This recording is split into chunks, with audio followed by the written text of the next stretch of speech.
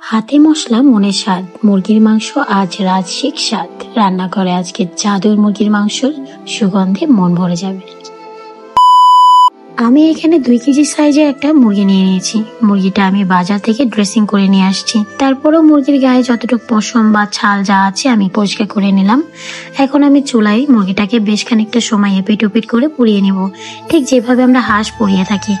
তো আমার এই মুরগিটা যেহেতু লাল মুরগি, যার কারণে এটা হাঁসের মতোই শক্ত, আর বেশ খানিকটা তেল বের হয়েছে মুরগির গায়ের থেকে, চামড়াটা একটু মোটা।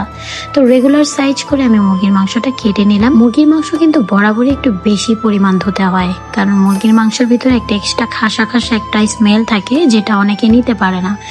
মিনিমাম 5 থেকে 6 বার অন্তত মুরগির মাংস তো ধুতে হবে। তো আমি যথেষ্ট পরিমাণ পানি দিয়ে আমি মুরগির মাংসটাকে ক্লিন করে নিয়েছি।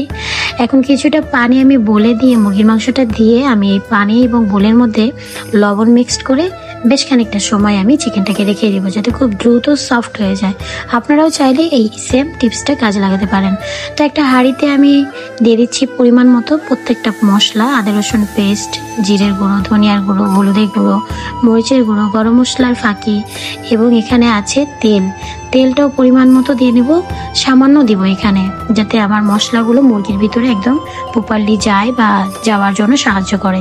এখানে যদি লক্ষ্য করে থাকেন, আমি কিন্তু প্রত্যেকটা মশলা দিয়ে কিন্তু মুরগিটাকে মাখিয়ে নেব, মানে গুঁড়ো মশলা যা যা থাকে আর কি, প্রত্যেকটা মশলা দিয়ে আমি মুরগিটাকে বেশ খানিকটা সময় নিয়ে মাখিয়ে নিব। এখানে আমি প্রত্যেকটা মশলা দিয়েছি ঘরোয়া। তো আমি এখন চুলায় একটা কড়াই দিয়ে দিলাম, ক্লিন একটা কড়াইয়ের মধ্যে আমি পরিমাণ মতো তেল দিলাম।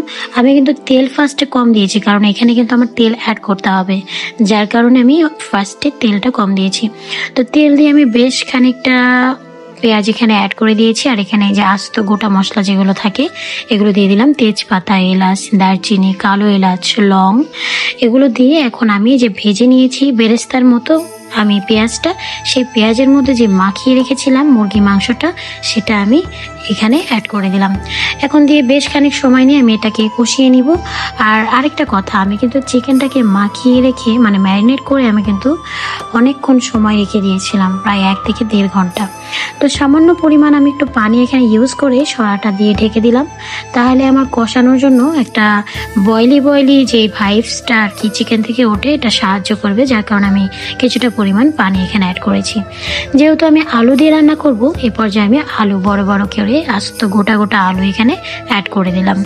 তো এখন বেশ খানিক সময় নিয়ে আমি এই চিকেনটাকে কষিয়ে নিয়েছি, আর এই পর্যায়ে আমি গরম পানি অ্যাড করে দিলাম। অবশ্যই এই স্টাইলে বা এইভাবে যদি আপনি চিকেন রান্না করেন, আপনাকে কিন্তু গরম পানি দিতে হবে। গরম পানি